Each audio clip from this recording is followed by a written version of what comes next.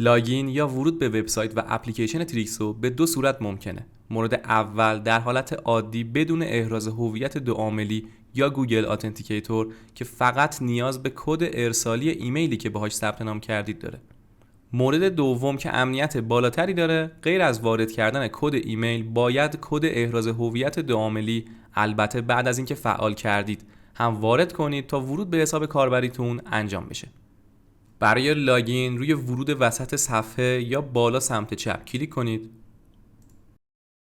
ایمیل خودتون رو وارد کنید. کلمه عبوری که در هنگام ثبت نام انتخاب کرده بودید رو وارد کنید. روی گزینه ورود کلیک کنید. کد OTP 6 رقمی یا همون کد ایمیل ارسال شده. فقط کافیه که وارد ایمیلتون بشید. ایمیل رو باز کنید. کد رو کپی کنید و در قسمت کد ایمیل وارد یا همون پیست کنید و ارسال رو بزنید. میبینید که لاگین شما یا ورود به سایت شما با موفقیت انجام شد. اگر احراز هویت دوعاملی خودتون هم فعال کرده باشید، در هنگام لاگین یا ورود به سایت غیر از کد ایمیل، کد احراز هویت هم باید وارد بکنید.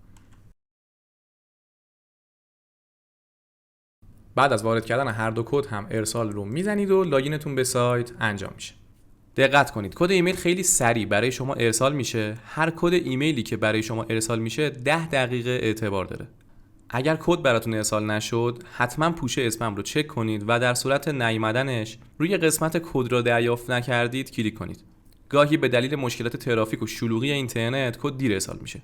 سایت تریکسو توسط ریکپچای گوگل محافظت میشه و امنیت بالایی داره.